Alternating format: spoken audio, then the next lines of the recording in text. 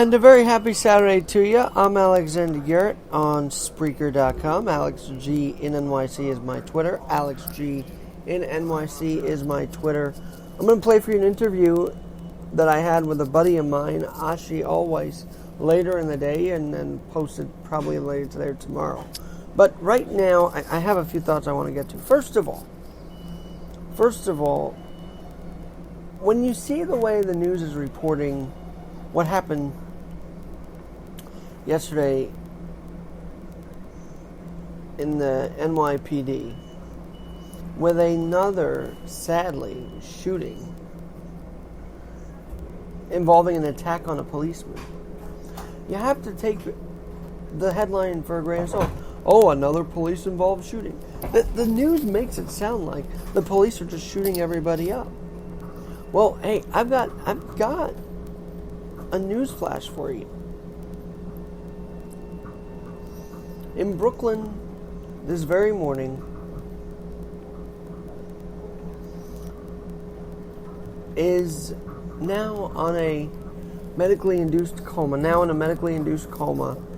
because of the chair that he got hit with by a suspect he shot. See, this cop was defending himself. See, whenever you see police-involved shooting, you have to understand that the suspect might have done something to lead to that shooting. And I find it very sad that over the last couple weeks, the Twitter notifications are heating up with the NYPD news, the New York Police Department news Twitter. It means one thing, that cops are being attacked left and right. It means one thing. It means here on Spreaker, here on Keep It Real, Alexander Garrett, that the community feel that de Blasio wanted years ago has eroded completely. And right on the heels of City Council saying, you know what, let's just close Rikers in 2026. So, is that going to be worth it? Just to see more news conferences at different parts of the city where crime really is happening, where crime really isn't down? A friend of mine pointed out, look how they keep saying crime stats are down. Yeah, well, what are they doing to finagle those numbers? Because what the regular person sees is that crime isn't down. In fact, what they see is criminal acts happening all over the city. And a medically induced coma to a New York police officer is the latest of such gory happenings with regards to law enforcement. And it's sad. And it just looks worse when de Blasio's there standing behind a detective who's updating the situation in the Brooklyn, in Bronx, in Queens. It looks terrible. Because remember, it was his policies that have led to all this chaos, this lawlessness. An NYPD officer in a coma, 2 of them assassinated within the first year of de Blasio's administration. Those things can't go unnoticed. And they shouldn't. And the media has a job to say a certain thing. Instead of saying a police-involved shooting, which automatically gives you the idea that, oh my gosh, look, this cop shot another person who's unarmed. Well, you gotta look deeper than that. And so, they might say police involved, but at the end of the day, what did the suspect do to lead this cop to draw his gun? And why don't people that call for unity, that call for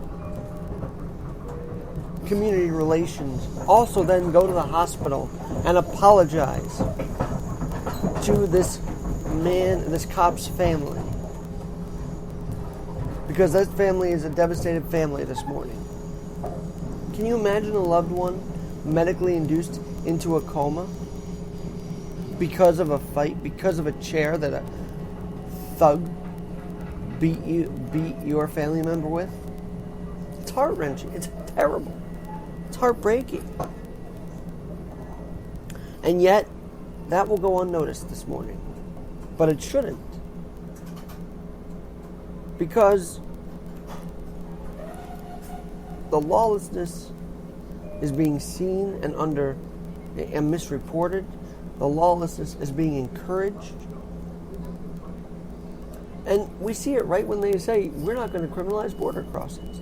That right there is encouraging lawlessness. And it goes all the way through other cycles. The guy that pushed the woman onto the subway the other day, he knew what he was doing. And he felt empowered to do it. Because you see, when you get rid of quality of life crimes, when you get rid of broken windows, you're going to have lawbreakers feel more empowered. You're going to have violence in your streets. And yet the only violence I ever see de Blasio condemn is when a mass shooting happens. Does he ever really condemn when the city goes? No, because it makes him look bad. But when a mass shooting happens, the left likes to say, well, look how bad the right is. The deflection is unbelievable. And it goes unnoticed and underreported. But there's a big deflection from dealing within when we see the left. There's a big deflection on the national level as well. When I see Adam Schiff and Gerald Nadler come out and say, wow, look how the Justice Department is no longer independent. Were they really independent during the Obama era? Was the FBI, DOJ,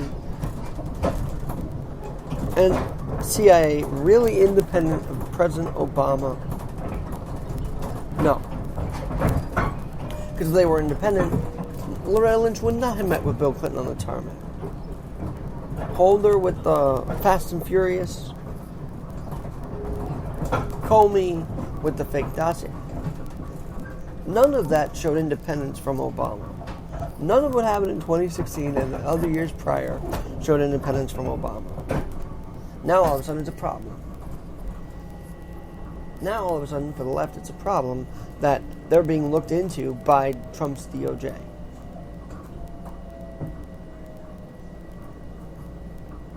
So, you may go along this Saturday and enjoy your day, but please pray for this cop who's now medically induced in a coma after being slammed with a chair. A chair.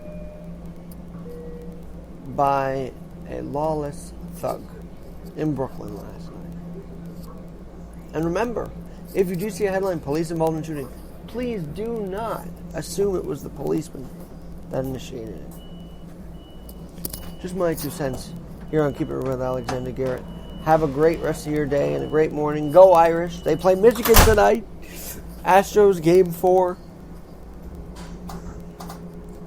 Should be a doozy of a sports weekend. Hope you enjoy it. And hope you do keep in mind what I've just mentioned here the last few minutes here on this podcast, Keep It Real with Alexander Garrett. Alex G in NYC is my Twitter. Alex G in NYC is my Twitter. And do come back to this podcast. Subscribe to it if you want. And you can subscribe to it here, Apple Podcasts, Spreaker, Spotify, elsewhere. I'm there. Thanks for listening, and we'll talk to you soon. And enjoy the rest of your day.